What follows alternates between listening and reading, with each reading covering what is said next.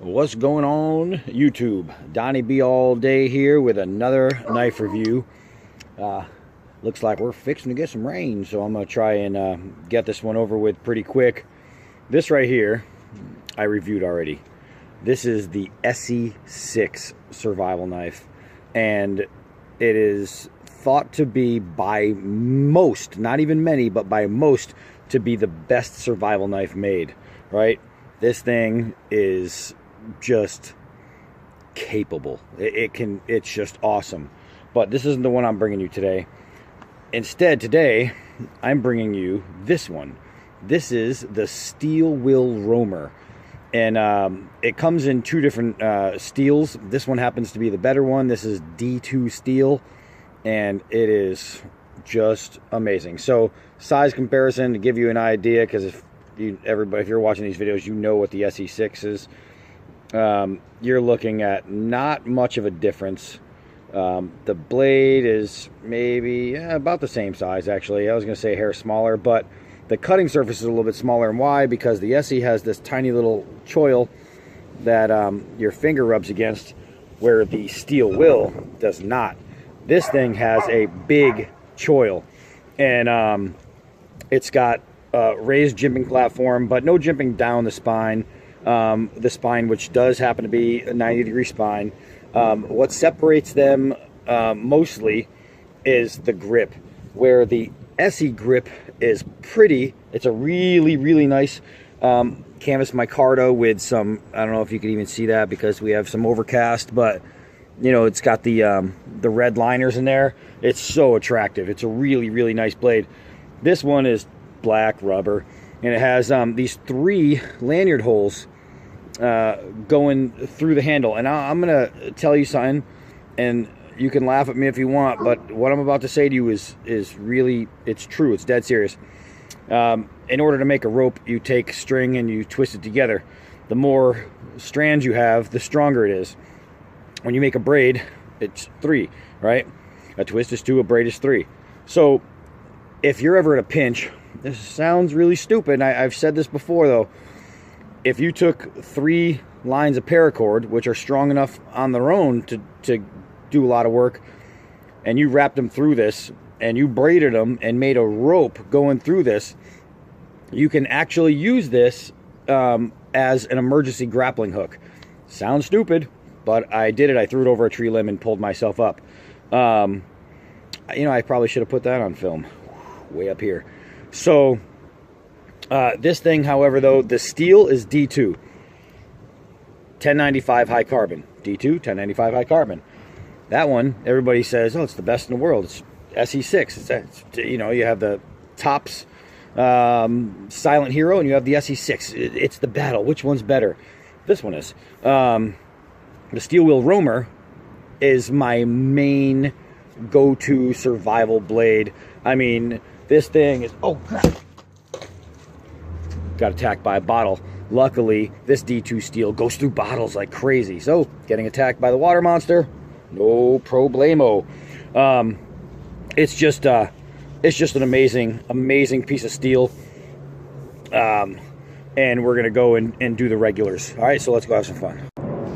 All right, so with the rain coming comes the wind, so I'm going to try and get this done before you blow down.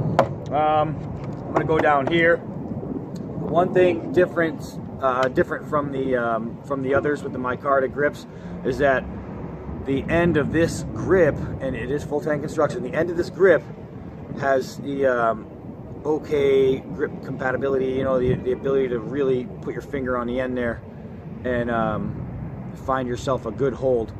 So what we're going to do now is I'm going to use that grip, and I'm going to come down on this one. Even though this is kind of in the way, this is such a good blade. I can get around anything, and even at short angles, I can make short work of pretty much anything. Normally, with the same amount of wax I'm doing, I end up with one of these notches. Not with this knife. This knife, it doesn't take much to go all the way through anything. It's D2 steel, so I don't have to tell you that this edge is wonderful. So, short work, easy money. Let's keep going. All right, so the wind is picked up, so hopefully you guys won't blow over. Normally this is where I do drop test, check balance, and scales if they're going to come off. There's no scales. This is one piece construction. It's not going to fall off, so I'm just going to start whipping it. This is obviously a drop point. It's got a nice thick tip. The blade thickness itself is probably just a little bit more than the SE, not as much as some of the others. However, it's better steel, so who cares? So I'm not afraid to pry with this tip because I have faith in it. If I didn't, I wouldn't be able to do that. All right, so this blade is just a bad, I mean, come on, man. It's the steel wheel roamer. Now, a lot of people think that this knife is not as good as the others because this knife is like a third of the price. Yeah, look at that logo. See that steel wheel? Buy this. For, I don't know, 130 bucks on eBay, you can find the SE6. I think this one you can probably find for 70-ish, maybe less, maybe a little more. I can't remember, but I know it was incredibly cheap. And when I first bought it, I was looking at the Chieftain, and I think the Chieftain was $10.95. And when I saw this, I said, you know what, this is more comparable to knives like the SE. I said, so I'm gonna try this out. And I looked at the price and I said, you got to be kidding me. Maybe this is one of their budget things. And I said, well, I don't know, this D2. It's not budget, man. This thing is awesome. Watch this. Scared you, didn't I? Let's keep going. All right, as you can tell, this is a survival knife, not a throwing knife, right? The good news is I never had to sit down with this knife to explain to it what it is and what it isn't. So to this point, it doesn't know it's not a thrower. Let's see if we can keep the secret hidden from it. That hit solid. I'll tell you what, I'm not bad at this whole throwing thing. Check this out, man. Oh, it's buried. Look at this buried knife. Ugh.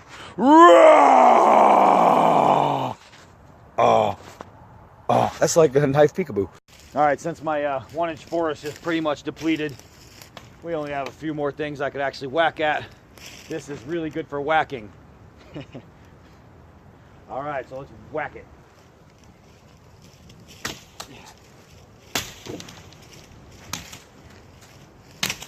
All right, so to give you an idea of what we're looking at for thickness, I could pretty much hide this blade behind that. And I mean, it's as clean as you're ever gonna get. Let's do some quick shaves right here. And this thing is a monster shaver. This thing removes wood. Well, you know, like a tease on prom night. So let's, kids, don't listen to that. All right, so let's get a couple little quick feathers here, some curls, just some quick ones. Are those pretty or what? Don't say or what. Those are pretty. Look how thin that is. Woo! So, what do we have here? We have the steel wheel roamer. And I freaking love it. Let's keep going. Somebody once asked me, they said, Donnie B all day, I have a question for you. What if I'm walking through the woods and I come across a broken ceramic elephant? And I say, I don't know, man. You know, you have to have a knife that can defend it. Let's check. Ceramic elephant. Ah, ceramic elephant. Blade side. Ah, ceramic elephant. So let's take it over here. I'm going to scrape off all this ceramic crap. We're going to take a good look at this blade and I'll show you what's up. All right, so hitting that ceramic elephant, which everybody knows ceramic is soft stone, basically. It's like homemade stone. Check this out. This knife, I just wiped it down, literally just wiped it down with my sleeve. You can see the dirt on it. And it is out of the box, brand new looking, pretty much. This edge is so fine. Let's see if we can, yep.